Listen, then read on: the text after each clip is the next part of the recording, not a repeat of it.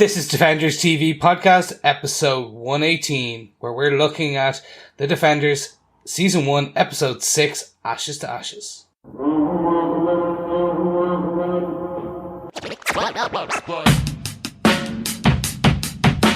think I'm holding back?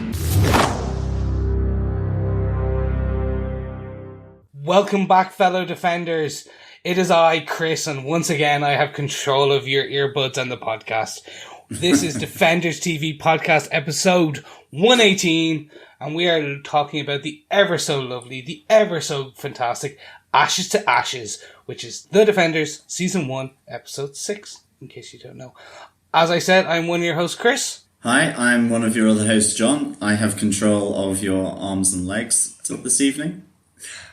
And I'm your final host, Derek, and I have control of the edit, so some of that may not make the final cut. Probably not. Yeah, we had a very special episode for the last two episodes, 4 and 5. We were all in the same room, and now we're all in different countries. Yeah, it's kind of a big split. It's like we're now not only podcasting and having our listeners far around the world, but our fellow Defender podcast hosts are in different parts of the world. Yeah, quite cool. My God, time zones are crazy. That's all I'm saying. Absolutely. Yes, we're both quite far and so close because we are always coming back together, especially now, to give you our review on The Defenders episode 6, guys, because it so is good, and what an ending. But before we get into that, let's jump straight in to what this podcast is, how we cover it, and of course how people can get in contact.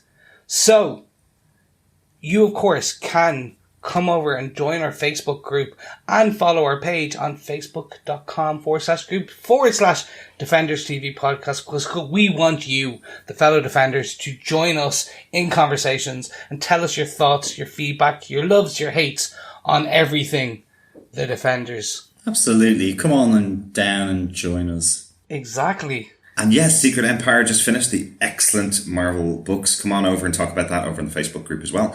And if you want to send us any voicemails, you can go through our website over at defenderstvpodcast.com, record a voicemail about your thoughts about any of the episodes. If you finish the series, you can leave us your thoughts by voicemail over there as well. And of course, if you want to send your emails, you can send them over to feedback@defenderstvpodcast.com. So, quick question to my co-hosts.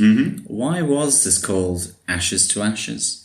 Ashes to Ashes, I think it's out of Ring a Ring a Rosie, the children's rhyme. When it's not said in the UK, I think in the UK it's usually a tissue.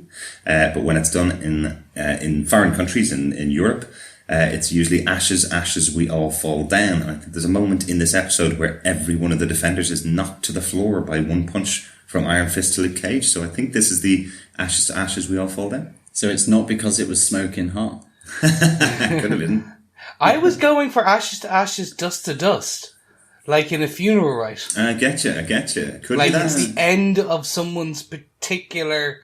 Anyway, I'm not going to get onto that point, but before we get into the episode details, of course, this is Defenders TV Podcast, and you can subscribe to us, of course, so you make sure we get every episode at defenderstvpodcast.com/iTunes, or go find us on any good or evil podcast catcher around the world, be that a hand or cast/chased affiliated podcast catcher. So guys, now that we have all the rigmarole out of the way, the good stuff, where they can find us, let's jump straight in to our spoiler-filled review. So fair warning, this is very spoiler-filled. Derek, can you give us the details of this episode? Yes, some really surprising details this time that I didn't know, because nobody told me before the show aired. The episode was written by Drew Goddard with Marco Ramirez. Why do we know Drew Goddard? This is kind of the surprising return for Drew Goddard. He created the character of Daredevil for Netflix from the Marvel books. He's the first person involved in Daredevil. He sold the idea to Netflix, but he's never returned to the character since episode 1 and 2 of season 1. He's been always written up as an executive producer for the show, but he's never written for the character since. So this is his first writing credit since all the way back from the start. Cool to get him back on board here. And working with Marco Ramirez, who's been on every episode so far this season. Yeah, really cool, actually. And a great episode by him. Absolutely. And Marco Ramirez as well. Yeah. Love this. Could talk about it all day. We will. But actually, the interesting thing was, I will say, you can feel his influence in a fantastic way on this episode. He brings he strings in some amazing finesse that you would have seen in Daredevil episode 1 and 2, in the overarching story of Daredevil season 1, which is that kind of the gritty realism of Matt and his, we'll get into it, but his character flaws and promises at the top. Right, yeah. Looking forward to talking about it, definitely.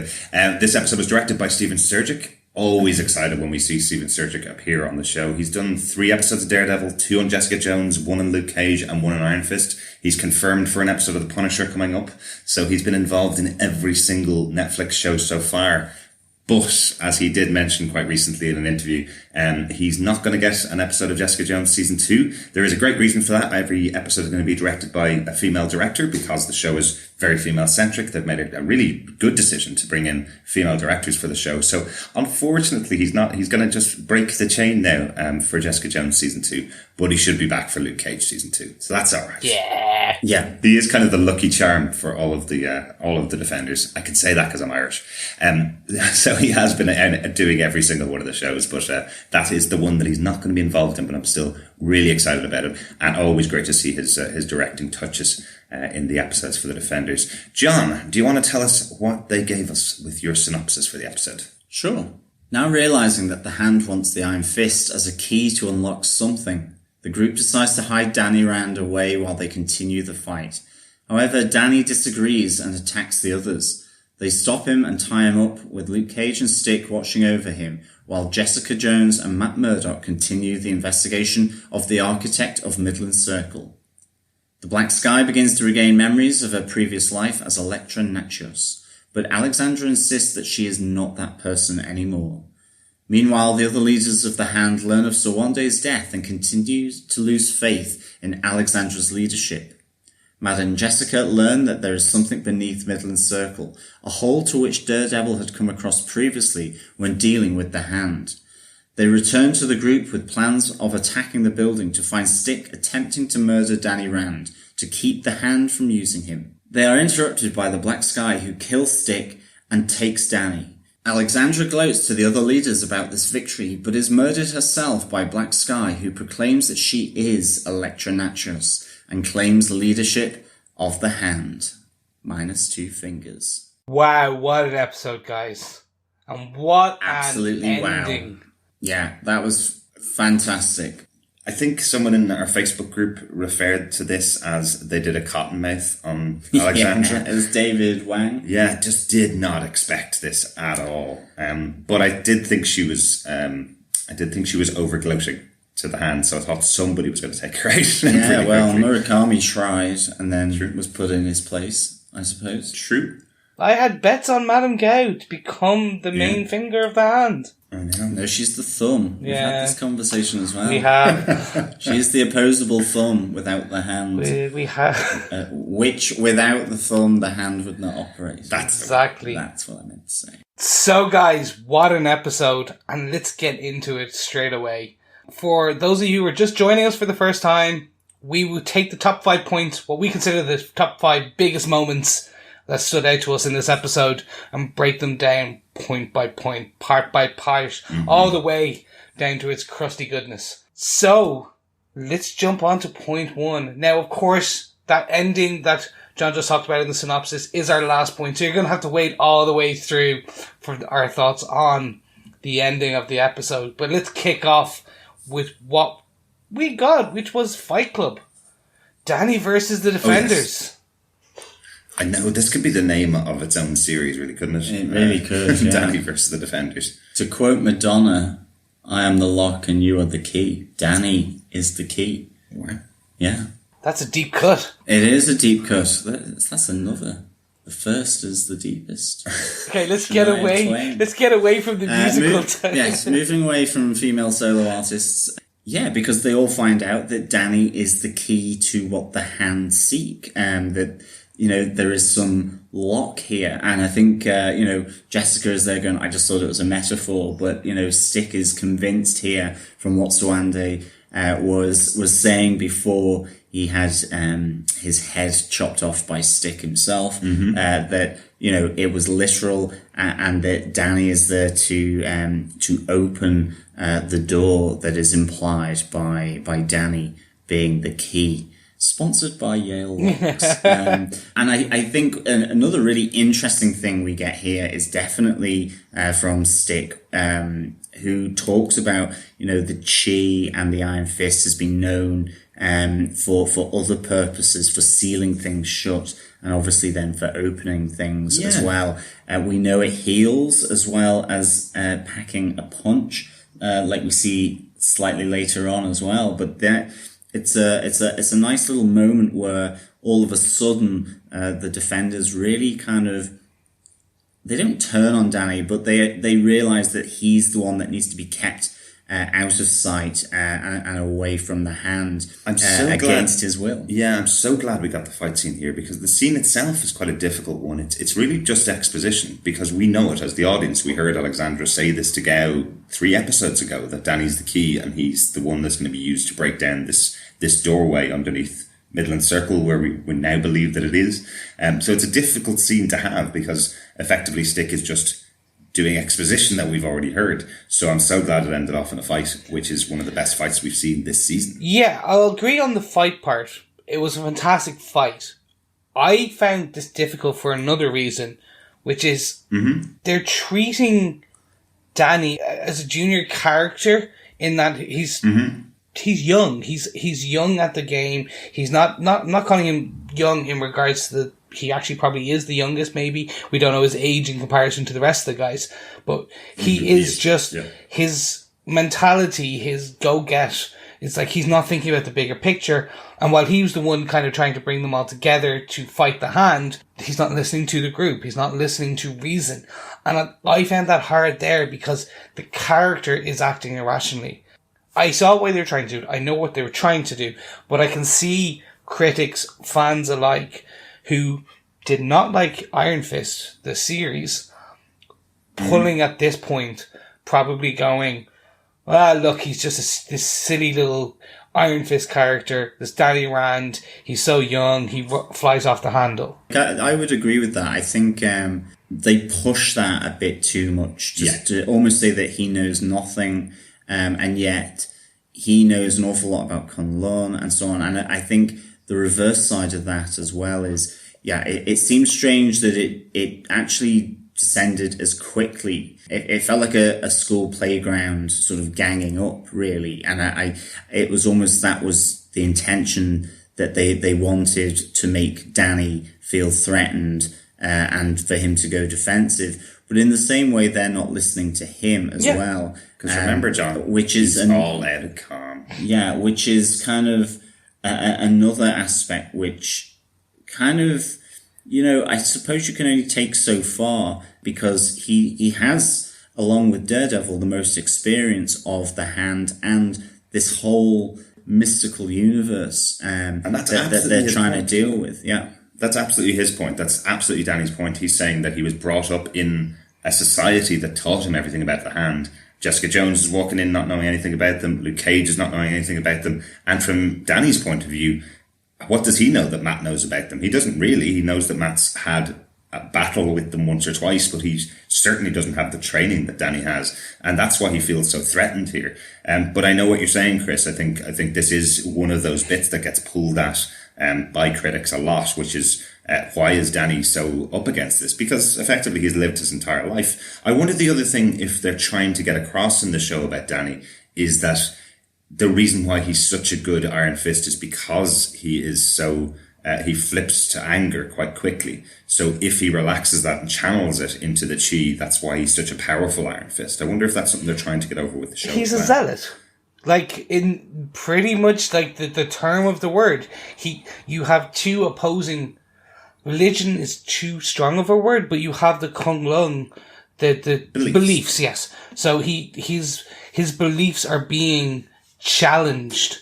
And yeah, if you if you push people's beliefs and challenge their beliefs, it becomes, you do descend into this point of anger. Yeah, I mean, he is like Stick, in that sense. He has a singular vision and focus, to the extent that Stick does, really, and obviously more so than the others. Definitely, I would agree. I think that's where it's coming from, and I think that's why I would have expected Stick and Danny to team up, but then I suppose as things progress in this episode, you can see that also Stick is quite an independent operator, even though he's a member of the Chaste. He's, I presume, has also sworn to protect Kunlun as well. But yeah, I would agree that there's certainly an element of being a zealot or very strong belief here in Danny, definitely. Now, before we get into the fight, because I do want to discuss that, because it was amazing. There's one bit here, and I'm going to remind myself when we get to episode 8, but the pacing difference is a lot shorter than what we're used to. And it's a lot shorter to what I feel the directors and writers of the previous Defenders, their solo outings, are used to. So they compacted quite a lot. And I get the feeling if they had given us 2 more episodes, so if you had 10 instead of 8, they could have delved into this. You didn't need to go directly from Danny, you are the key, to Danny flipping out and then moving to the fight. So I'm reserving judgment.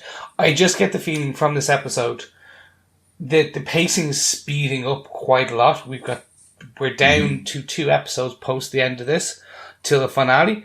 So I think it's something we'll need to see. But I'm wondering, is the pacing hampering some of the storytelling here? But again, look, we'll bring it back up towards the end of actually episode 8 when we're kind of doing our end of series thoughts. And I do think, as you say, I do think if that's the case, it's a pity that of all of the characters getting the short shrift at Danny Rand, because he's the one that seems to kind of need a bit more of a push for people to be on his side. You know, he's the one that got the whole gang together and told them all, why don't we fight side by side? And then he's sidelined by Stick in this episode. Again, from the character point of view, you can totally understand the frustration. He thought, right, great, I'm going to have some allies on my side going to battle the Hand. And then he's sidelined immediately and told, no, we're going to tie you up and stick you in a shed, basically. You're out of this fight. Either that or we're going to take your head off with a knife, you know? That's not great choices when you think you're the one that's supposed to protect your city from the Hand. It's a sad position, I feel, that they needed to do this. But it led to a beautiful comic book moment of all things, which was just brilliant. Hero on hero action. It was like Civil War all over again. The guys, we got the fight. What did you think? I loved it. I mean, I really just liked the Iron Fist getting powered up. And again, poor old Luke at the forefront of it. But just how he's knocked off his feet and kind of the pressure wave from hitting his unbreakable skin and knocking everyone else off their feet. And I really liked how it affected Matt's senses. I loved the kind of the high pitch that goes when the camera focuses on him. And I do, just quickly to come back, this is where I kind of felt that Danny could have escaped, because, you know, Matt kind of has been flawed, and I presume Stick has, because of the shockwave. And you really get that sense. Luke has been knocked for 6. Jessica has been knocked off her feet. But it seems to have affected Danny just as much. Yeah. And sometimes I'm kind of wondering, maybe he could, you know, again, if this had been a 10-episoder, he could have escaped here, and there could have been sort of that episode where they're tracking him down, and things are kind of resolved or rectified or something like that. But, yeah, the shockwave was just so cool. Can I speak science to the scientist?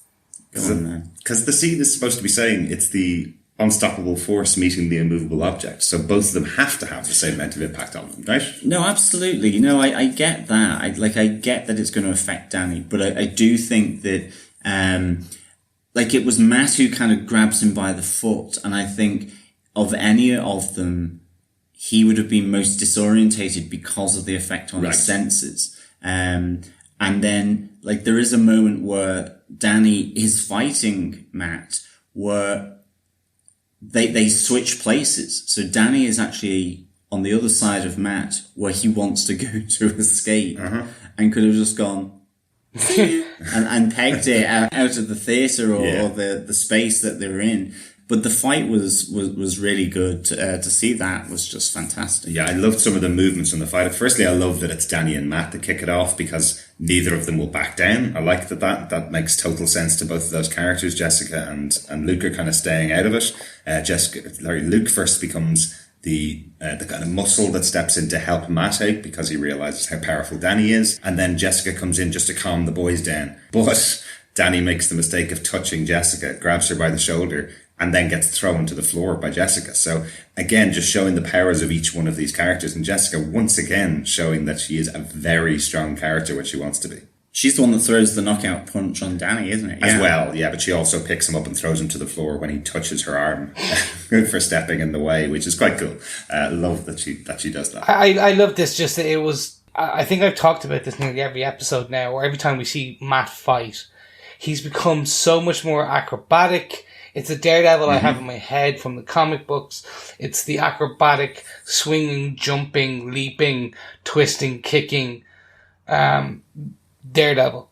And that one of the first ones he does is this kind of forward flip kick, almost. Yes. That was just beautiful. I was like, yes, that's Very what... cool. Because he has the whole thing about his senses being equilibrium. He's able to run on a tightrope. Swing as well as Spider-Man to a degree. I was like, yes, this is the man. This is the Daredevil I know and love. And yeah, no, the knockout punch. Jessica is now becoming, and we've discussed it again. I'm kind of referencing a lot of our previous podcasts. Derek, you brought it up. Is in terms of Jessica doesn't have any training, so she doesn't fully know her strength, etc. So you can see as she gets pissed off, basically, the more she gets annoyed, the stronger she almost gets. Yeah, it's almost a hook. Yeah, it's the degree, like, you do not mess with this woman, especially if you took her brandy or whiskey, my God, help you. Oh yeah, she'd be like Father Jack from Father Ted. So then, of course, we had the battle, but we have Stick in the background being ever so quiet until Danny is knocked out. And then this kind of next scene where they're talking about they tying up Danny, and we get this slip knot, which I thought was just terrible character from Suicide Squad, but I was wrong. It actually is a real knot. Who knew? Yeah, that was that awesome tying up scene. It was. But more importantly, we get the amazing line from Luke. Why don't you tell me again about how you punched a dragon? Oh, I absolutely, yeah. I love this scene as Luke is watching over Danny Rand, where they're having this chat, and then he kind of sees Danny's face when he tells him, "I was joking." Of course, I don't want to hear about the bloody thing again. He sees Danny's face drop, and then he goes, "Actually, sure, why not? Why not tell me?" Was it really a molten heart? And then Danny says, "Yeah," and he goes, "You know what? I'd face a dragon any day over Jessica Jones." Yeah, I think it's really nice. You just get the sense of where, like, Danny probably feels the betrayal most of all, where he talks to Luke about how me and you, Luke Cage and the Iron Fist, out there on the front lines. Like, he really sees Luke as a partner here. I don't think Luke quite gets him or gets that at the moment, but I really liked that. I also liked the apple core in the plaster as well. That's it was a really weird touch. I was like looking at it going, okay, that's attention to detail from set dressing if ever I saw one. Who put it there? It's like one of the builders left it there and they went, "Oh, keep it in. That'll be hilarious." Everybody will be questioning what this means in the background. Very cool. But yeah, we do obviously get the big betrayal of Stick here as well, where he decides there is a third option for Danny. So the two options right now are either run or stand and fight, right? And he finds the third option, which is kill the Iron Fist, kill Danny Rand, and takes out Luke Cage.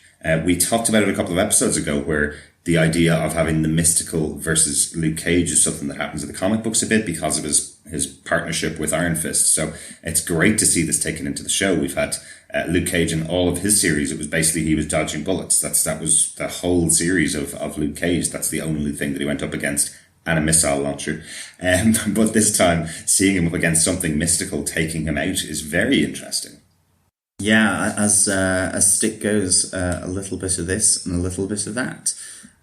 Knocks Luke Cage out flat. Yeah, like, this was really cool. Because Stick is awesome. I love how ruthless he is. That, you know, his strategic brain, his fighting brain, you know, he's been at war for so long.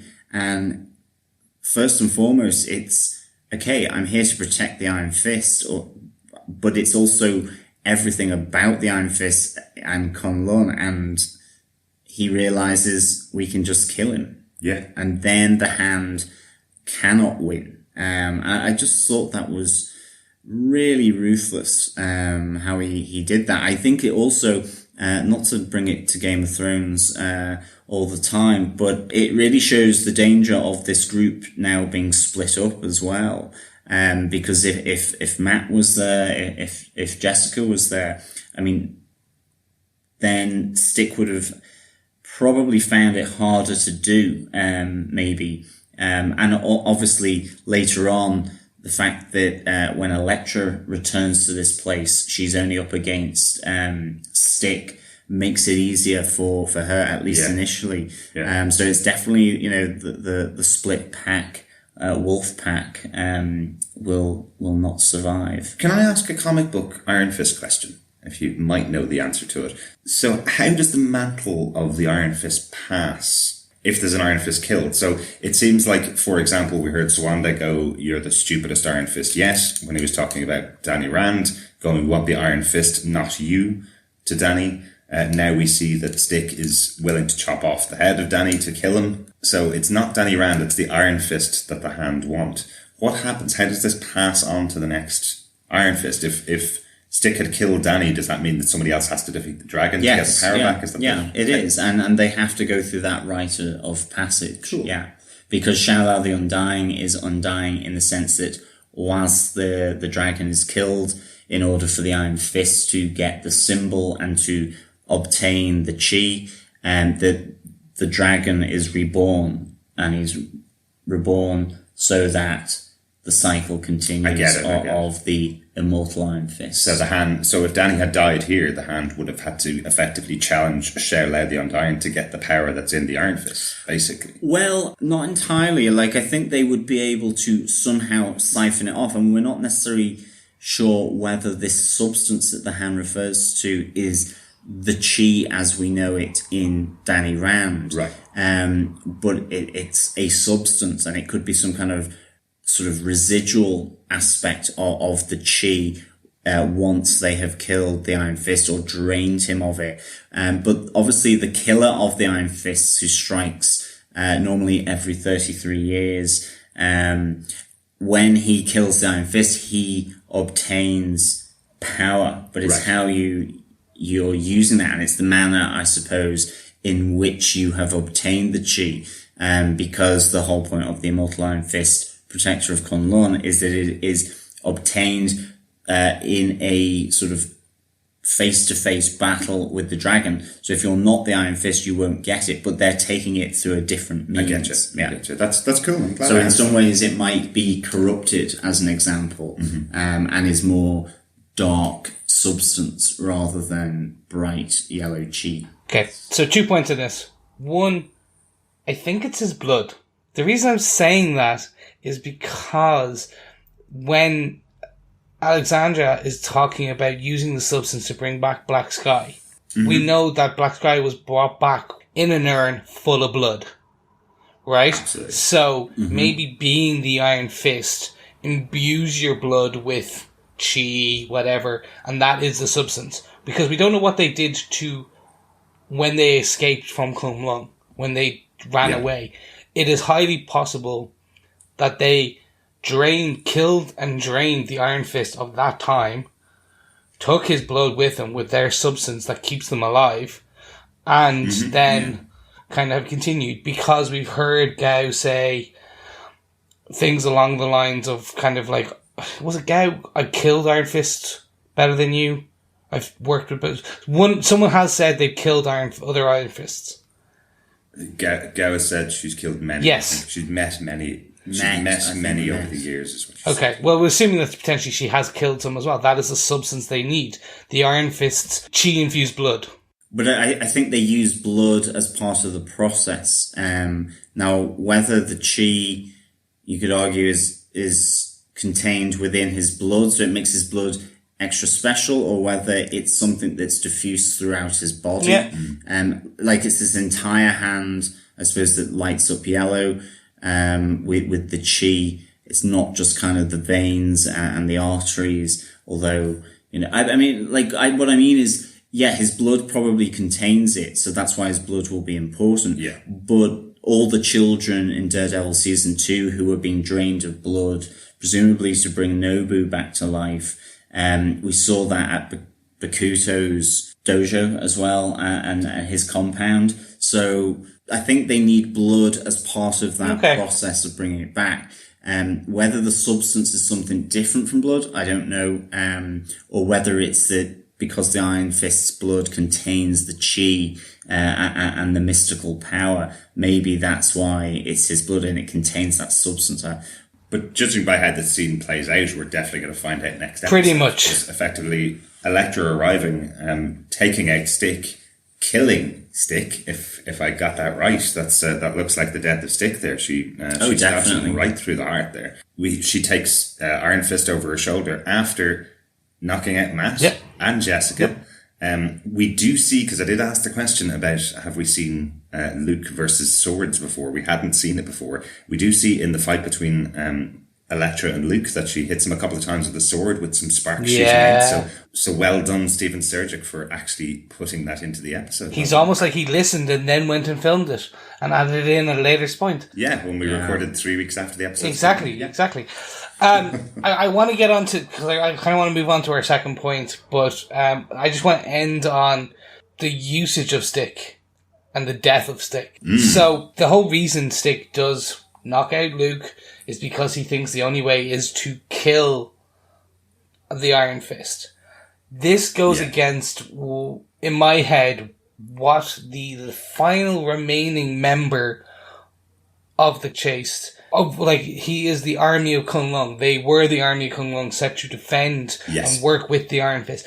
That does not strike me. So this kind of grated on me. Very important, though, Chris, distinction there. You've said to defend and work alongside the Iron Fist. That's not their mission. Their mission is to protect Kunlun. It's the same mission as the Iron Fist. But his feeling by Stick being a couple of 100 years old, it sounds like, when he has his conversation with Alexandra as well, she calls him old friend. So he's been around the block quite a few times as well. It feels like his mission is now to protect Kunlun, and he feels the best way to do that is by killing Danny Rand. The Iron Fist, as we just talked about, the Iron Fist will continue, but Danny Rand may not have to, and that could take him out of the way of the Hand. So it's definitely a Stick move once again. But yeah, I think it's Stick's choice as being the last member of the Chaste to make this decision as what's best for Kunlun's survival. I agree. It was definitely a Stick move. No, I don't know. It kind of grated on me because I was sure, okay, I'm remembering it wrong, but this is just because we think so much, because we watch them and then record. The way I thought it was that Stick had said that they were an army to be led by the Iron Fist. And I kind of just it's almost like killing your general to save your country. And that's kind of, I was but we get the beautiful scene and the death, and we are then taken to Elektra knocking the shit out of everyone and literally jumping out a window, which I thought was brilliant. Yeah. And there's definitely some power there behind her. Luke, okay, is still kind of slightly dazed, but he gets up and she knocks him out with her foot to the head. Jessica's the same. Jessica is knocked across the room by one kick from her. Yeah. Elektra really seemed to sort of turn her power setting up to 11 here. I thought it was really cool, but as well, I loved the moment where Matt comes back into the room, for sure. She's there with the sword hovering over Stick, and she she recognizes him and she mouths his name, you know? There is nothing better than Elektra Natchios saying Matthew. There's nothing better. There's that moment of recognition, and that is the one that breaks her. She then becomes Elektra again, that moment when she sees him and knows exactly who she is. Let's get on to the next point. Yes, I think we shall. So, the fractured hand, the broken hand, the splintered hand, if you want to go like that. The mangled hand. Definitely broken here, right? Yeah. Yeah. I have to say, I love the fact that Gao and Alexandra's scene, where Alexandra's popping about 1 million pills.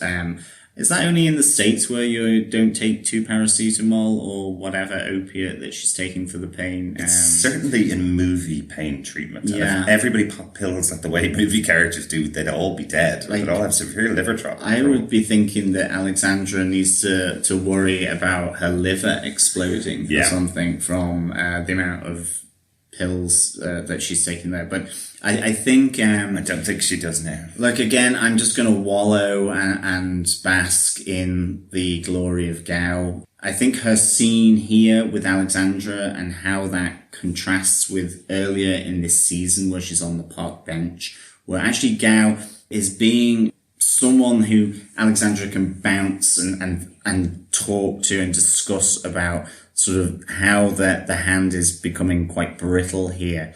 And I really like the idea that, you know, this is all coming from sort of some exposition that had pinpointed Gao as a previous member of the Hand who had done an assassination attempt on Alexandra to supplant her.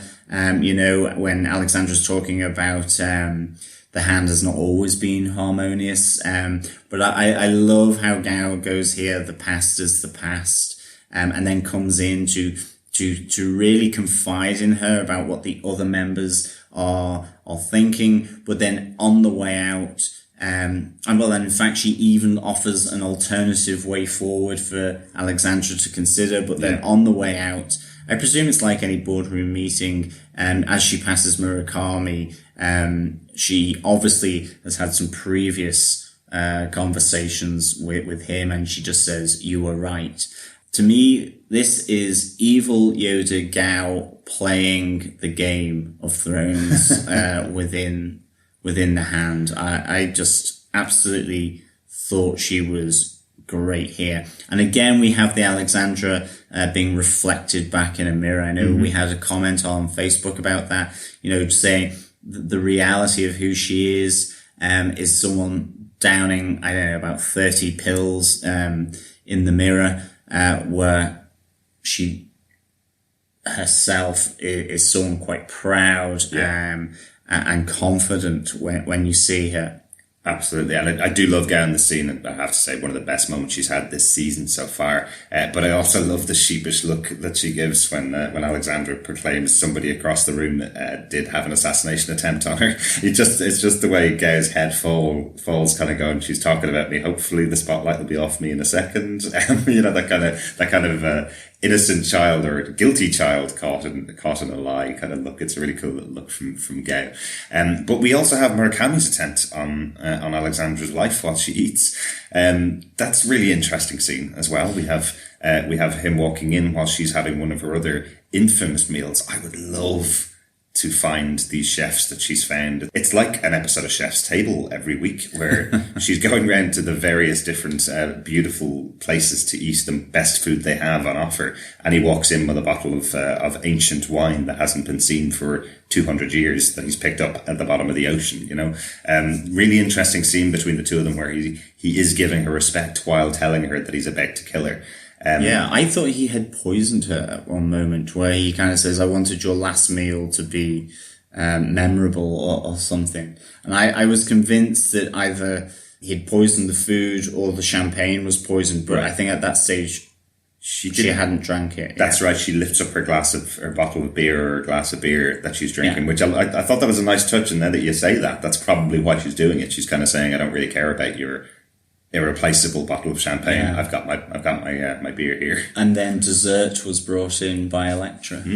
Guys, Gao for me will always surpass Murakami and his attempts. Like, just, oh, like, it is like you said, the evil Yoda, John. She's like, I just wanted to see her on someone's back, like out of Empire Strikes Back. Just kind of like running around a training course. Enough is said about that. I can't, I'll just be kind of commenting over exactly what you guys said and kind of duplicating it.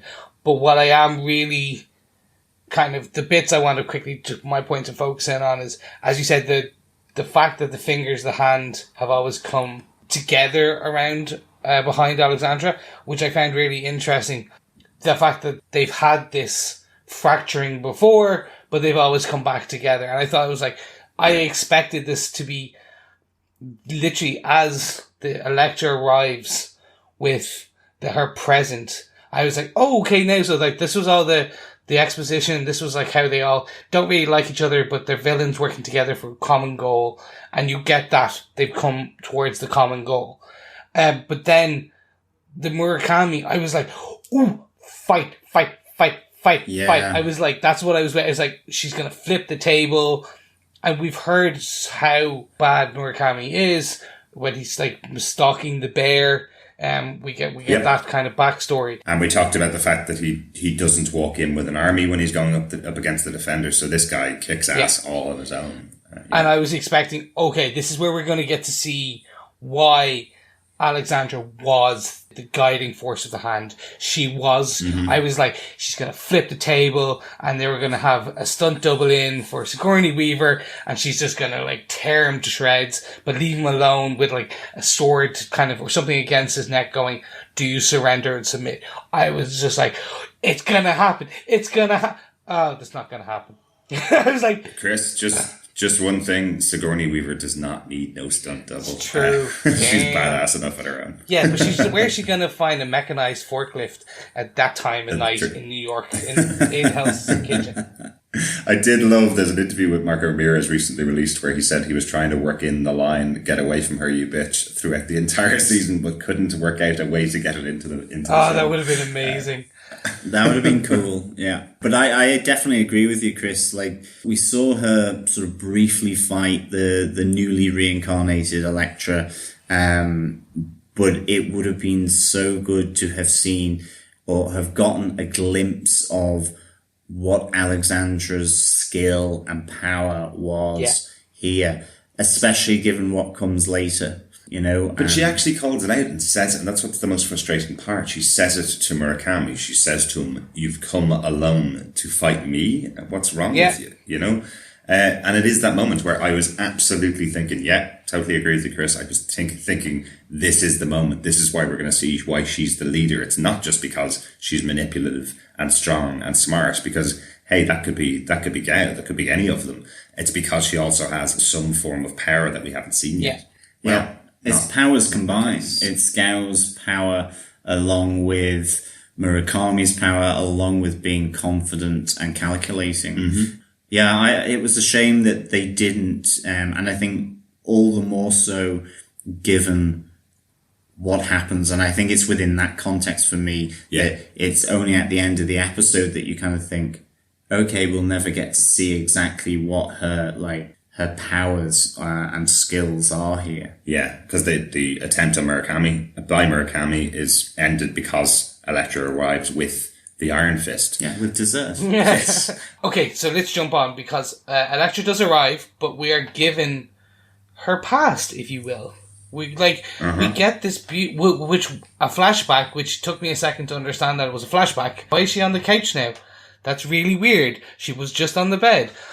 Again, it kind of brings that loving, touching moment we saw at the end of the last episode.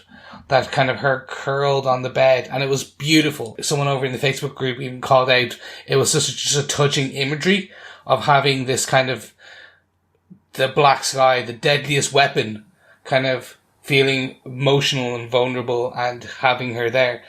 But it was just, for me, this was great. Like, absolutely. Again, we get to see why Elektra and Matt Murdock are the Clark Kent and Lois Lane.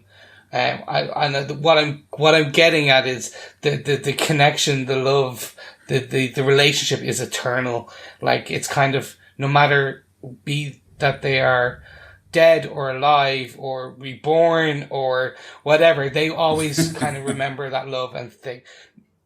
You understand where I'm trying to get to. Sweet. It's sweet. Yeah, exactly. yeah, sweet zombie love. That just really threw me. We then get kind of like what that is considered the happier times, but then we also get Elektra at her grave. Yeah, happy times. It's imagine, I supposedly she is this young child reborn, because we get that kind of imagery from the previous episodes where she's still trying to remember who she is. She feels it is almost like a rebirth. She was not Elektra Natchios before this point, but now she finds her grave. She starts to recall and remember her past life. What do you guys think of this kind of arcing story? I thought it was really poignant, actually. I loved how she remembers and starts to recall her past life, has that kind of dream or flashback while she's curled up on Matt's bed. She sees the Daredevil suit and armor in his chest, and then when she comes into that room, how she goes there immediately to find that it's no longer there. But then she finds another clue that leads her on to the graveyard. Yeah. I really enjoyed that. I think the great thing about this, it's the same a bit with Alexandra Murakami, is that it becomes more powerful by the end of the episode, given what we're going to talk about in point 5 and what happens there. And I suppose I'll talk about it then, really, for me, that, you see her recalling happy times, you see her recalling those intimate moments with Matt, but then you see her at her own grave, which must shock the bejesus out of anyone. But I do love the fact that she meets Alexandra there. And I love the fact that in the middle of a graveyard that they talk about that they will serve life itself. I think that's a really interesting kind of contrast between that mantra of the hand and where they happen to be at that moment. And just that shot that's there directly afterwards, which is just a sea of graves in this New York City graveyard. New York City's filled with millions of people, so the graveyard that's there must be gigantic. Again, it harks back to that comment from Luke Cage at the Royal Dragon, where he says, for people who talk a lot about life, there's certainly a lot of killing involved in your organization. And again, it's that kind of contrast, I think, here, given that they themselves have both been resurrected as well. I just love how Elektra really just begins to recall and remember who she is and her past life. I think it's nice moments away from the Defenders, for me, seeing Elektra here. And even where she, with sword high above Stick's chest, about to sort of run him through, that there's that moment where she mentions Matt Murdock's name, and there's almost a smile there, for Matt, not because she's about to run Stick through, I think, but I think it makes it really interesting as to what she does at the end, all of this. Yeah, absolutely. I also love the fact that she finds her mass card, and that's what leads her to the grave. It gives the verse that Matt chooses. If you don't know mass cards, just because in case, I always forget, I'm a Catholic, so I do know the mass card tradition, effectively choosing a passage from the Bible. The passage that Matt has chosen is about wiping away the tears and letting her go, which is something that Matt could never do. So a nice little passage there, if you caught it, for Matt. And again, kind of signifying that their joint relationship, Matt and Elektra. Speaking of which, our next point is about Matt and a bit about his history as well. So Matt and JJ go off on a mission together, which is quite cool. Love these two characters side by side. They're really fun together. There's something kind of cool about them. And I love that JJ's learnt all about Matt and all about his past and uses it as a strength here, with the daughter of the architect over that built Midland Circle. I love hearing her version of Matt's story and why he is who he is. And I think Matt's kind of surprised that she takes that side about why he does what he does as well. I think that's, but it's lovely to see these two. Yeah, this was the team up I didn't know I wanted. Like, I knew I wanted the Heroes for Hire. Really? I wanted Luke Cage and Danny and that blossoming friendship, romance, whatever you want to call it. That fraternal love that they will always have, if you want to call it that. But this was a team up I didn't think I wanted. As soon as we got it, Jessica's no nonsense, kick ass, take no shit attitude with Matt's self-loathing at the moment. I was like, this is fantastic. She's ripping the piss out of him. And he has to take it. Like, the way that she does call out his history, his past. And he's like, he kind of tries to go back to her and kind of like, how'd you go all this? And she goes, I'm an investigator. I make it my job to know who I'm walking around with, kind of. But yeah, like, that was fantastic. I would like to see this in comic book form, if you will. Like, I want to see an investigation where it's the private eye and the lawyer comes together and then fights the supervillain at night as Daredevil and Jessica Jones in her jewel outfit, if you will. Not going to ever happen. That's not going to happen, definitely. But they have got a good history together in the comic books, Daredevil and Jessica. They know each other very well because of particularly where they operate, you know. But yes, nothing better than a PI and a lawyer working together. And they work, you know, they're not wearing their costumes here. Well, Jessica's always wearing her costume. They're not wearing their costumes here, but they do work really well together when they're interrogating Lexi, kind of interrogating. Some lovely touches in this scene. Yeah, no, I completely agree with you, Chris. This to me was a great team up. I think, the phrase, after they've come out and Jessica has spoken about Matt and his relationship with his father and the situation that happened, Jessica kind of turns to him and said, you took my case, so I took on yours, sort of investigating into him and his backstory.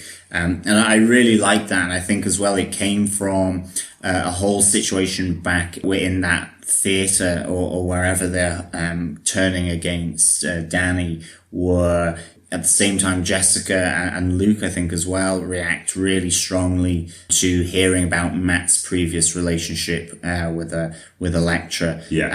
Matt's getting quite defensive here, but Jessica really kind of starts to open him up, I think, here. I think as well, Jessica's line to him where she goes, my past isn't actively trying to get us killed, I thought was really just a nice one-liner from her.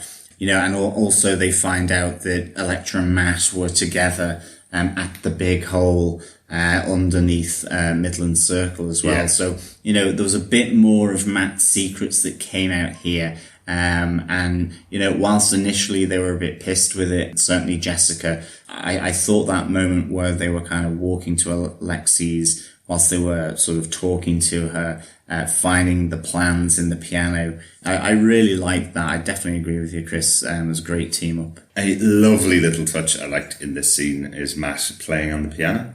I think I'm right here, and I asked John when I was watching the episode, I think he's playing the Daredevil theme tune on the piano. Yeah, okay, so it wasn't just me. No, definitely not. No, I was wondering whether it was the Defenders theme, because I kind of caught a bit of that from it, but maybe that's part of the Daredevil theme interwoven into the Defenders, or something along those lines. But yeah, it's certainly one of the two. It would make sense for it to be Daredevil. If you had your own theme tune written about you, you'd be walking down the street, whistling it and playing it on every instrument you find.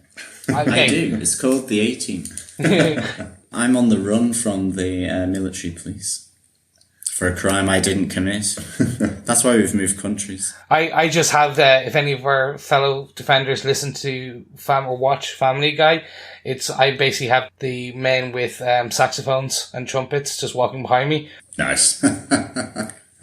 That's basically the Fat Man joke at myself. Derek's is the Benny Hill theme tune. Uh-huh. Yeah, I can see that. I can definitely see that. If anyone is good at video editing, any of our fellow Defenders, please overlay some of our podcasts with the Benny Hill TV show and theme, and then the video. It would be amazing. All right, guys. So let's move on to probably the point that we all have been slightly dancing around, and not dancing around. We talked everything else. The biggest part of this episode, in my opinion, Elektra kills Alexandra. Yeah, it's the big sighs after the exhaling of breath from Alexandra. Yeah, I did not see this coming. No, I didn't. I really didn't. And then, in hindsight, kind of connecting some of the dots throughout the episode, I was like, okay, maybe she was going to do that. So the thing is, though, as well, I think I put this on the Facebook group. I did actually laugh as well because it was kind of the stirring speech to the other members of the Hand saying, look, you doubted me and I got it right. We have the Iron Fist. That, you know, you will follow me. I am your leader. All of that. And I've loved her so much. And I'm going, yeah, go on, Alexandra, you tell them. And then she just gets the sighs in the back from Elektra. And there was a little bit of hysterical laughter from me. A, from shock, and B, from just, it was just poignant. When it was, it was when it was delivered as Alexandra seems to be on a high, and you're like, okay, that's really one way to tear down the leadership and replace it. Like, you know, total and utter humiliation for Alexandra. Absolutely. And importantly here, because I watched this episode 3 times, I think, since the last time we recorded the podcast, and I keep forgetting, because it's the last scene of the episode, I keep forgetting that not only is she stabbed by the sighs in the back, but Elektra does turn around and take her head as well. Yep. Well, she stabs her in the neck and takes her head. So Alexandra's not coming back from this. This isn't like the death of Harold Meacham in Iron Fist, where he got killed by his son and then came back from the dead in an episode later. We don't have the time left in the show for that anyway. But yeah, Elektra's finished her off. As you say, John, connecting the dots over the episode, there's a couple of things that led to this death at the hands of Elektra. Definitely at the graveyard, Alexandra says a few things to Elektra which lead her to kill her. She says, you're not Elektra, that was Elektra, you won't be that person. Yes, you're not this person anymore. Exactly, which is probably red rag to a bull as Elektra has realised who she is and had that moment of happiness in the memory of her and Matthew. There's also the reason why she goes at her at this particular moment, which I think is really well judged in the scene. It's effectively, you see Elektra standing in the background of Alexandra, where she says, kill Luke Cage, kill Jessica Jones, kill the devil of Hell's Kitchen, whatever his name is. And it's at the moment where she says, kill the devil of Hell's Kitchen, whatever the name is, that she walks out of the room, gets her size, kills him and kills her and goes, his name's Matthew. It's that connection between her and Matthew that makes her kill Alexandra. Absolutely. Yep. But she also then as well follows it up with, and my name is Elektra Natchez, which goes back to the graveyard scene. Yes. Even though she's directing it to the other members of the Hand, who she then says, you work for me now. I think also the fact that in the graveyard as well, Alexandra does kind of expose her frailty and the fact that she is dying anyway to Elektra as well. And that, you know, without this substance that, Danny has just been taken away to have drained from him, that, she will die. It really, is also probably there for Elektra saying, this woman is sort of in her autumn, and is going to die anyway. The body is giving up. Yeah. So that probably didn't help. But just to come back as well on the thing I was saying under Elektra remembering and who she was, and for me that was all really hugely kind of nice. Yeah, certainly in Matt's apartment. So even though Elektra is remembering who she is, she's recognizing Matthew, she's recognizing herself, and there's certainly a moment, at least for Matt, maybe, who's thinking that he's able to bring her back. She nonetheless embraces the dark side that is within her to go on to lead the Hand. Despite all that knowledge that she has about her past life, this new life that she has seems to be the one that certainly in this moment she is willing to embrace above her previous life. Even though Elektra from season 2 of Daredevil, she had her dark side there, and that's probably why that maybe this also just wins out on everything. Yeah. That she has had this darkness within her anyway. But I loved that, and I think that's what makes her flashbacks and memories throughout this episode even more kind of interesting. I was kind of shocked that they went ahead and did this. So in the comic books, because I know some of our listeners are not don't read the comics as religiously as, say, some of us do. There is a storyline where Elektra runs the Hand. There's also a storyline where Daredevil runs the Hand. So I didn't think they would actually go and take this route. I was completely shocked. I thought that this was going to be the redemption story arc of Elektra being resurrected. She does bad things, she becomes good towards the end. I thought that was the storyline they were going to do. No, this is where Elektra becomes the Hand. She takes on the full army of evil ninjas. And I was like, wow, it's a tough call. It makes me question at the end of this, will Matt join the Hand?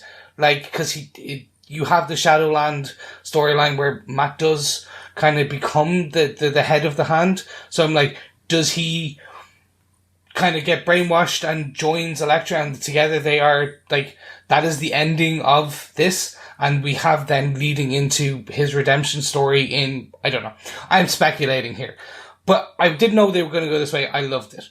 More importantly, I loved what they did. I was not expecting the death of Alexandra.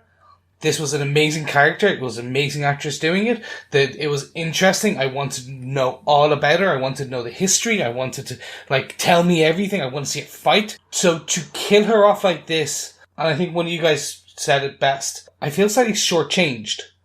I feel like they cut this off early. They cut this character off early. They cut the storyline off early. They could have done more with it. Again, could be pacing, could be myriad of reasons for this. But I just felt we didn't know Sigourney Weaver well enough. I didn't mind Sawande, kind of him. He's a lesser character. He wasn't someone I was deeply interested in. Yeah, maybe one or two bits of exposition about him and his child armies. It would have been interesting. This was a key central figure from the very beginning, very first episode. I was expecting episode 8 or after we'd see her in prison with the Kingpin. That's kind of what I felt with them casting someone like Sigourney Weaver. You'd have her have a scene with Vincent D'Onofrio in that prison. It was that level of casting. That's what it felt like. Yeah, I mean, I agree with you, Chris. I think I've really enjoyed Alexandra from her cool, calm, calculated side. It would have been really good to have seen her with some action, certainly in the restaurant with Murakami earlier on. And I think that's where it feels that we've not seen all of Alexandra in all her glory, and she was about to get to that by telling the other members what's what. I definitely feel that I wish she had lasted a bit longer, and we'd seen a bit more of her, because I thought she was a really great character. And certainly getting someone like Sigourney Weaver, you want to see her on screen for more and for longer. Having said that, the twist was excellent as well. Really, really good. It was a proper Netflix ending. Yeah, definitely. The way I had envisioned this in my head was Alexandra becoming extra powerful. So her becoming I don't know, Shella the Undying Part 2, where she's emboldened, and we have a battle royale of Alexandra versus Luke Cage versus Danny Rand, the Iron Fist. You have Matt Murdock and Jessica, all four of the Defenders attacking Alexandra at the end. That was my episode 8. That was the finale. That's how I saw the big battle happening. Right. So to have that, which I thought we were working up towards, to have that, I was just, I suppose this is what we should now expect from not just Netflix, but from the Marvel Netflix universe. Look at Cottonmouth in Luke Cage. They've done this switcheroo on us multiple times. And it's not a bad thing. We just don't expect it. They're weaving one way and we think they're going that, and then they suddenly zag to another way. And I'm like, this is good. but putting it at the end of the episode, my God, I hate you, Netflix. Never more have I was like, Derek won't know if I just watch like 5 minutes of the next episode. I told you I always know. I know, it's almost like you're watching me watch it. But anyway, gents, I think that's all our points covered. So do we have any notes? Couple of little notes from the episode. One of the cool things I loved at the start of the episode, Alexandra sitting listening to the gramophone with the really old record skipping on it. Firstly, the fact that the record's skipping and she takes it off, looks at it, it's freezing. It's an indication that it's not going to last much longer. It's something that has been around for centuries or a century and is about to break. It's also the fact that the overture that's being played is by Brahms. It's called the Tragic Overture. So an indication there to any music listeners that something tragic is about to happen to Alexandra at the start of the episode. So nice little touches there. Yeah, no, that was a really cool scene and a great little connection with the music to what was to come. Mm-hmm. I also just wanted to note, I suppose, how big a move Stick's move is versus the hand. The fact that he takes the head of Sawando, sticks it in a box and sends it back to the hand while Luke's looking on and saying, I don't really want to know anything more about this. I think you're right. The less I know about this, the better, you know. Stick does the kind of things that the Marvel heroes can't do. And I think that's going to be a great loss to the series now that we've lost Scott Glenn's Stick to the show. He's always been an interesting character. He's always done some really interesting things, and sending the head back in a box to the bad guys is quite a cool move. Yeah, like he's totally uncompromising and he's fantastic for it.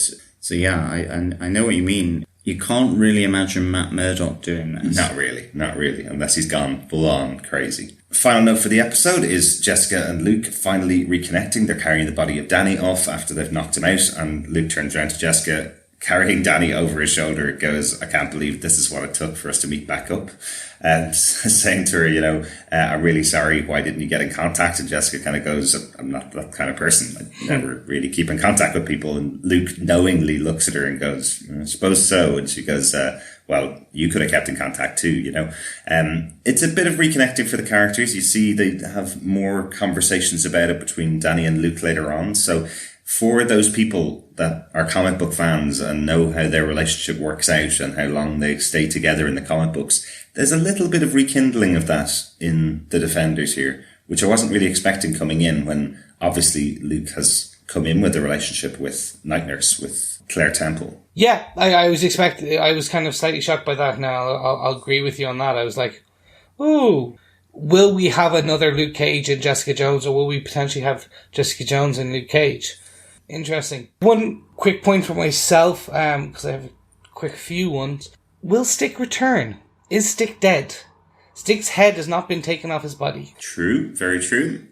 Could it be that he comes to the hand, or like I'm kind of the opinion now, anyone who has not been beheaded has the potential for coming back. And anyone, if you are a big enough character, you have the potential for coming back. I totally agree with you, Chris. Nobody's gone until they're gone, and they have a funeral. It would be nice if he did come back, but maybe we'll get Stone. Yeah, potentially. Well, no, we don't even know if Stone is dead. We never saw that character in any of the bodies in this show, so potentially he still is alive. True, but we did talk about it a little bit in feedback last podcast, where Stick had said that he was the final member of the Chaste. So Stick knows Stone. He's the one that was in the scene with them. So unfortunately, I think Stone has been killed off screen. Oh no! But again, we never saw a body. We never saw a headless body. Yeah, exactly. I'm kind of the mark now. Like, we never know. Yeah. Again, the New York Bulletin is the #1 newspaper in the MCU. Uh-huh. No more Daily Bugle. Like, it has been. We know the Daily Bugle probably is there. They probably will introduce it in Spider-Man Homecoming 2, whatever. But New York Bulletin, Luke Cage is sitting there reading it while he's guarding Danny.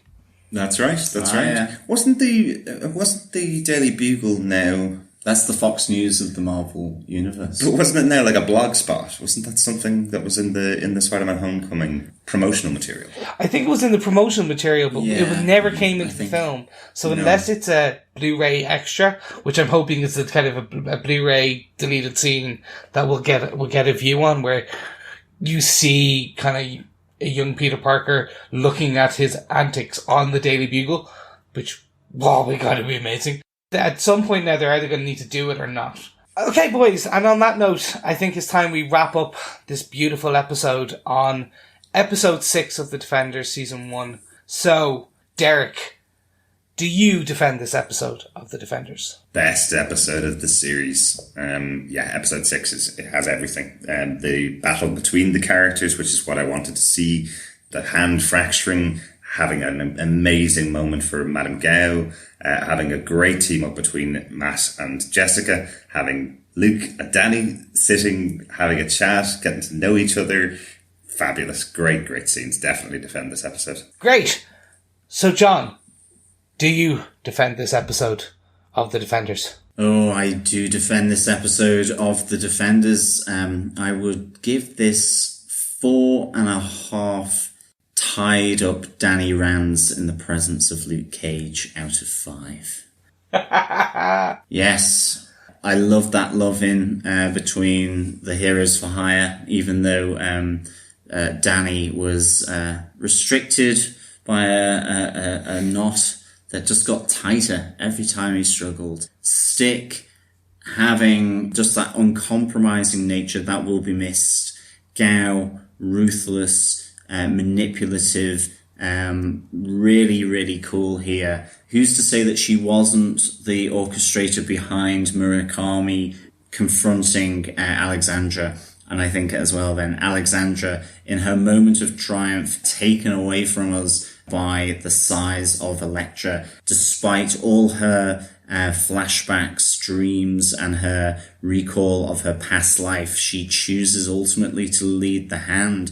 Like, I thought this was an excellent episode. Loads of talking points. Great twist.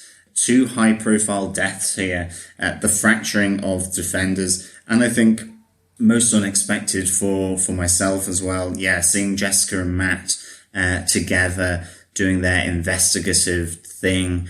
I really enjoyed that. And I think so much of this episode had things that if you look back at the episode, considering what happens at the end with Elektra taking out Alexandra, it adds sort of new meanings to what's happened for Elektra in this episode and her interaction with Alexandra. So I thought it was very cool and a great episode of this series. So Chris, do you defend this episode of The Defenders? I do. I'm not even going to pretend and joke that I don't. This is the culmination again of just why we love these characters, but more importantly, why we love these writers and directors.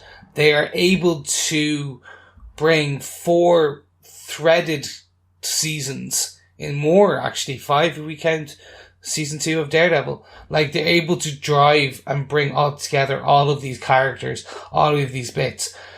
They're able to kill off effectively 2 main characters in this season. And they are Game of Thronesing it. As John said at the beginning, I believe. Like, this is, no one is safe. And I think that's bringing a level of tension, I suppose, into the final 2 episodes for me.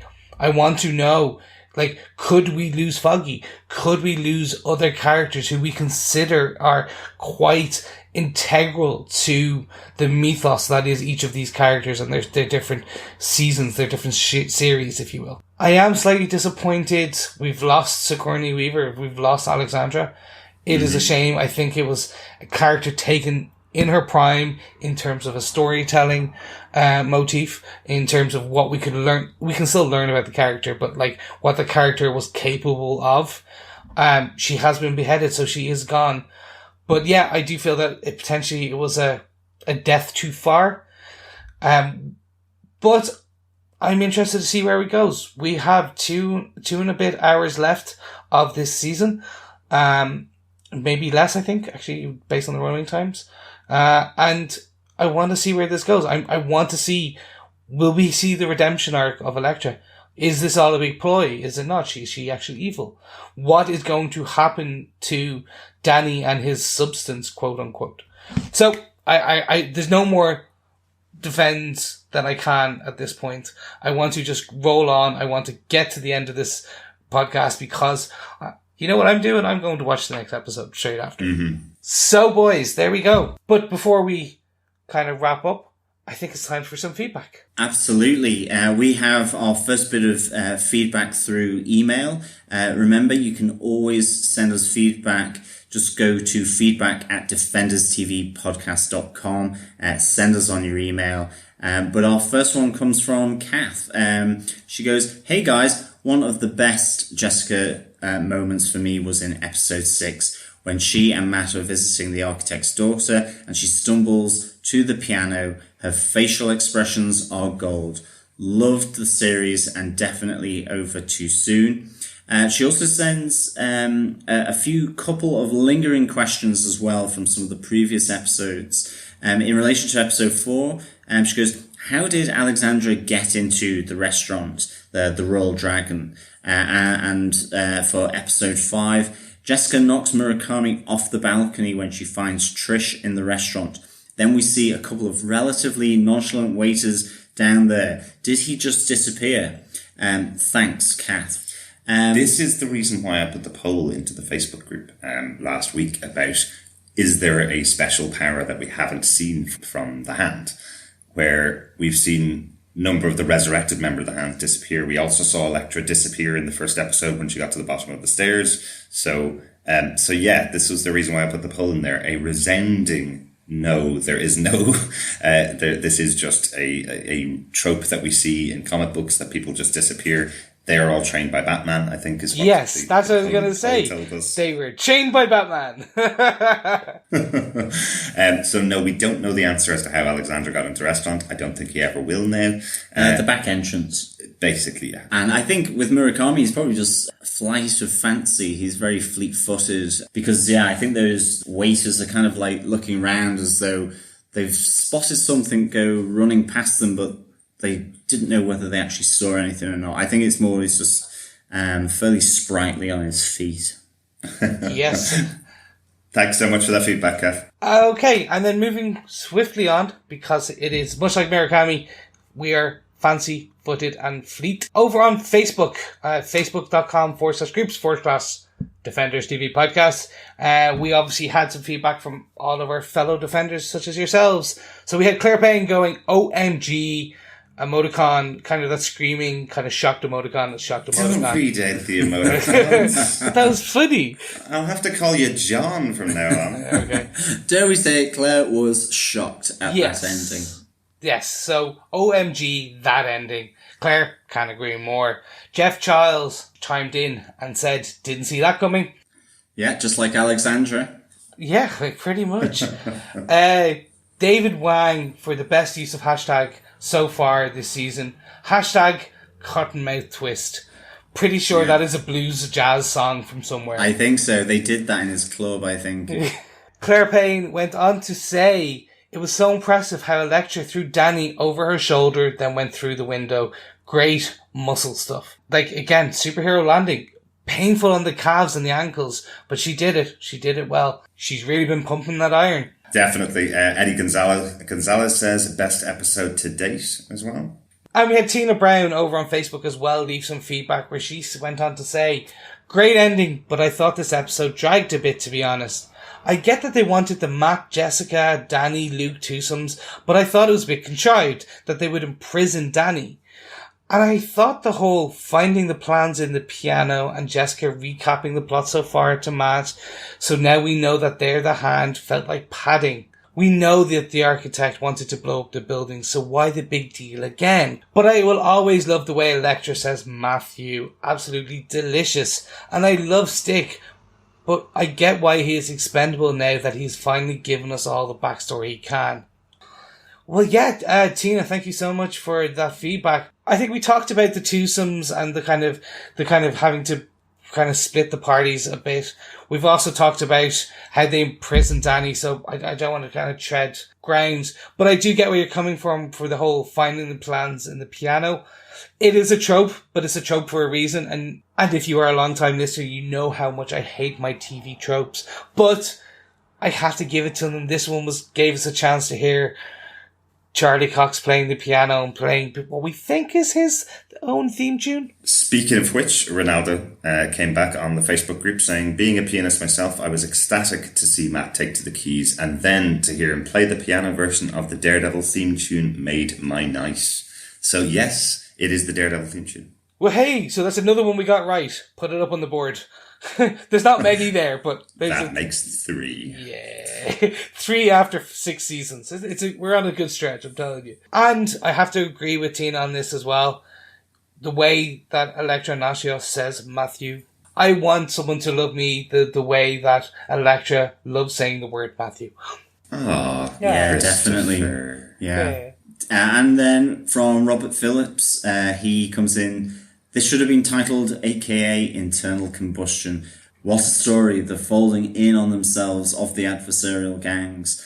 Like in Origami, where you seem to lose the way only to unwrap a final fold and see the crane appear. Or in this case, a Psy-wielding super baddie Elektra that took me completely by surprise. Looking back, it could perhaps have been presaged by a 6 assassination attempt, implying a further twist to balance it out. On a slightly different note, Madame Gao is still the best of the fingers of the hand. Who can deny the magnificence of the evil Yoda lady? Click-clacking away from her deceitful meeting with Alexandra, absolutely. Was this scene topped by the tied-up intimacy of the bromancers? Well, their chemistry is excellent, but not quite as good. Very much looking forward to the final 2 episodes following, hearing your thoughts, folks. Thank you, Robert. Yeah, thanks for that. Definitely, the bromance was pretty risque in this episode, definitely. But it was really good. May have been interrupted by the Apple call. Yeah, it was really, really good. I really enjoyed it. Our final piece of feedback on Facebook comes from Connorman Stevens. He says, the following part of the 5 fingers of the hand was amazing. I loved it so much. And wow, it was great with Stick being a total ass. That actually came as a big surprise, and the Nacho sweeps the floor with them all. Speaking of big surprises, damn. I'm still really mad about how I feel they wasted Sigourney Weaver, but I'll give a great amount of credit for that twist. That's a good way to put it, really. Mad about the waste of Sigourney Weaver, but the twist is awesome. Yeah, definitely. Shortchanged. Yeah, I would have loved to have seen her down that hole with the sort of mechanical arms of Ripley there taking out some kind of, Mark II Shao Lao the Undying or something. Or maybe that's where they could have gotten in, get your hands off her, you bitch. Yeah, maybe. I think we have a couple of voicemails to go on to, guys. We do. Yeah, remember you can send in any voicemail over at defenderstvpodcast.com. Just go to the right-hand side and click the Leave Voicemail Feedback tab. Hi, guys. This is Chris in New York. Love the podcast. Just want to point out something which I don't think anyone's talked about yet, is a storyline in the comic The Defenders, which needless to say is very different from the show, about the 6-fingered hand. It's probably one of the most famous Defenders storyline, went on for several issues. Very different storyline from this hand.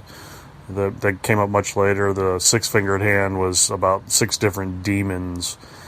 But there does seem to maybe be something they're trying to do to kind of link the two together, since they've talked about the 5 fingers of the hand, and there's the discussion between Sigourney Weaver and Elektra about, someone above them that they may be serving, like who brought them back to life, whatever that point was, that was kind of mysterious. Anyway, just thought I'd point that out, a little bit of deep geekdom, but keep up the good work, and we'll be listening soon. Thanks, bye. Thank you so much, Chris, for that feedback. Yeah, that's a really interesting thought about the idea of the person who was in the darkness bringing them back, and maybe, as you say, whether that relates to some of the older Defenders comic story arcs that talk of sort of 6 members of the hand and so on. Yeah, but 6 demons in the comic book, that's really interesting. And I guess possibly this is something that they're referring to. They don't really call them demons, they're much more grounded in this show, but the characters have been alive for centuries, they're saying. So kind of could be demons. I can see where you got the connection there, Chris. Yeah, no, it's an interesting thought, and I just wonder whether we will see or find out some more of this person who was in there with them in the darkness, bringing them back and resurrecting them. Definitely. I just like the fact that even in comic books, a hand, which typically has 5 fingers, typically has 6 in comic books. Okay. We go with it. It's comic books. Yeah, there's usually 6 fingers to a hand. But thank you very much, Chris, for your feedback. Thanks so much for that feedback, Christopher. It's really good to hear from you on voicemail feedback. If you want to leave us voicemail feedback, just go over to the website at defenderstvpodcast.com, click the send voicemail button and record it there. Or you, of course, can follow along all things Defenders, Marvel, and anything else we decide to tweet about over on Twitter at DefendersCast. Or, why not, like, share, review the podcast for us. Tell your mates, share the love, tell your grannies, because I think grannies need to be watching the show. So, yes, of course, go to defenderstvpodcast.com/iTunes and quickly give us a quick review and rating, or go over to any good or evil podcast catcher and like and subscribe as much as you can. The more that you subscribe, the more that you like, the more that you rate, the more people can find our podcast, and we would be very appreciative. Definitely, we need to raise an army of granny gals. Yes, it's all about the Granny Yoda gals. I think that's the end of the episodes. We are finally at the end, and means we can go watch episode 7. So, fellow Defenders, join us next time for our review of The Defenders Season 1, Episode 7, Fish in the Jailhouse, which will be available through all Defenders or hand-supporting podcast platforms next week. And Derek, I think you found an interesting piece on here about the title of this episode. I just had to. Fish in the Jailhouse is such a weird name if you don't know what fish is. I only know this because of Prison Break. A fish is a new prisoner in prison. Usually someone unschooled in how prison works effectively, so they just call them fish. So I remember. Okay, yeah. I do remember that from my first season of Prison Break. And do they escape and then get put back in prison to escape again? That's only over in Gotham, John. Oh, that's Arkham Asylum. Yes, absolutely. And Prison Break. But yeah. Thanks so much for listening. We'll talk to you again next time. Yes, thank you very much, fellow Defenders, and we'll see you next episode. Yes, as always, a pleasure speaking with you, fellow Defenders, and we will speak again next time. Remember, the past is the past. Bye.